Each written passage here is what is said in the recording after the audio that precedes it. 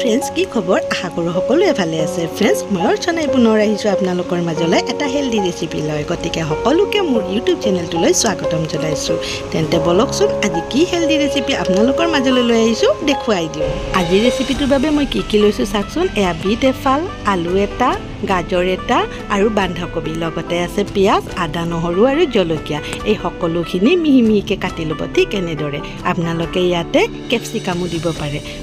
আৰু আনটোফালে মই এটা কেৰাহীত গৰম পানী উতলিবলৈ দিছিলোঁ এই উতলোৱা গৰম পানীখিনিতে বন্ধাকবিৰ পাত কেইখিলামান এনেদৰে অকণমান নৰম হ'বলৈ ভিজাই থৈ দিব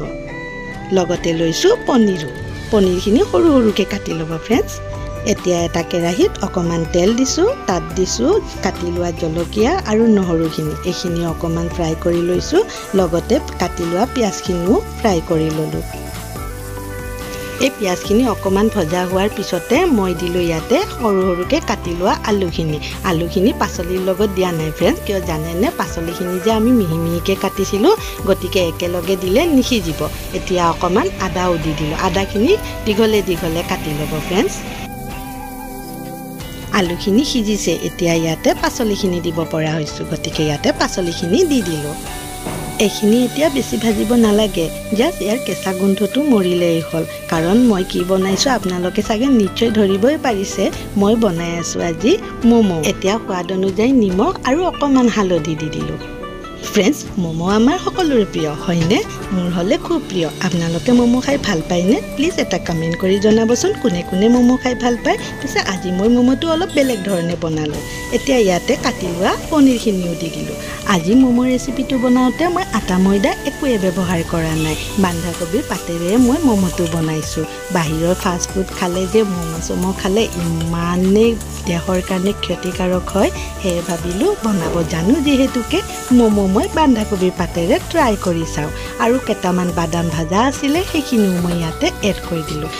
চাওকচোন ফ্ৰেণ্ডছ দেখিবলৈ কি ধুনীয়া হৈছে এইখিনি ভজা হ'লে এতিয়া ইয়াতে কাটি লোৱা ধনিয়াখিনিও ছটিয়াই দিলোঁ আৰু আনটোফালে যে মই বন্ধাকবিৰ পাতকেইটা বইল হ'ব দিছিলোঁ পানীত তিয়াই থৈ দিছিলোঁ সেইখিনি এতিয়া চাবলৈ যাওঁ বলক কি হৈ আছে এয়া চাওকচোন ঠিক এনেদৰে ভজা হ'লে নমাই দিব এয়া চাওকচোন ফ্ৰেণ্ডছ মই যে গৰম পানীত তিয়াই থৈ দিছিলোঁ বন্ধাকবিৰ পাতকেইখিলা দেখিবলৈ কি ধুনীয়া হ'ল হয়নে নৰম হৈ গৈছে এতিয়া এইটো ম'ম' বনাবৰ কাৰণে ৰেডি কৰিব পৰা হৈছোঁ পানীৰ পৰা ধুনীয়াকৈ তুলি ল'লোঁ পানীখিনি ভালদৰে গুচাই ল'লোঁ আৰু আমি যে পুৰখিনি বনাইছিলোঁ সেইখিনি মই বন্ধাকবিৰ পাত এখিলাত এনেদৰে ভৰাই এনেকৈ ভাজ কৰি দিলোঁ আৰু ভয় নাখাব এইটো খুলি নাযায় মই তথাপিও খুলি যাব বুলি ইয়াতে এটা টুথপেক ব্যৱহাৰ কৰিছোঁ আপোনালোকে এইটো ব্যৱহাৰ নকৰিলেও এনেদৰে বনাব পাৰিব ৰ'ব আৰু এটা ভালদৰে বনাই দেখাওঁ এয়া বন্ধাকবিৰ পাতখিলা লৈছোঁ ইয়াতে পুৰখিনি সোমাই দিছোঁ আৰু এয়া চাওকচোন এনেদৰে ভাজ কৰিব লাগিব চাক খোল খাই নাযায় এতিয়া ইয়াতে টুথপেকটো সোমাই দিব পাৰিব চাক হৈ গ'ল নে চেফটি হৈ গ'ল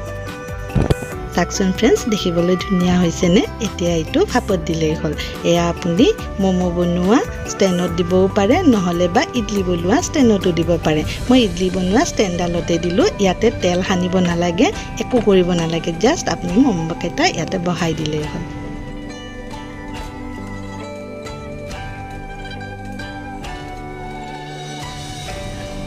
মই কুকাৰটোতে পানী গৰম হ'বলৈ দিছিলোঁ এতিয়া এই গৰম পানীখিনিতে ইডলি ষ্টেণ্ডটো সোমাই ঢাকনি দি এটা চিটি মৰালৈ ৱেইট কৰিম মই কিন্তু ম'ম'কেইটা চিটি মাৰিম দেই ফ্ৰেণ্ডছ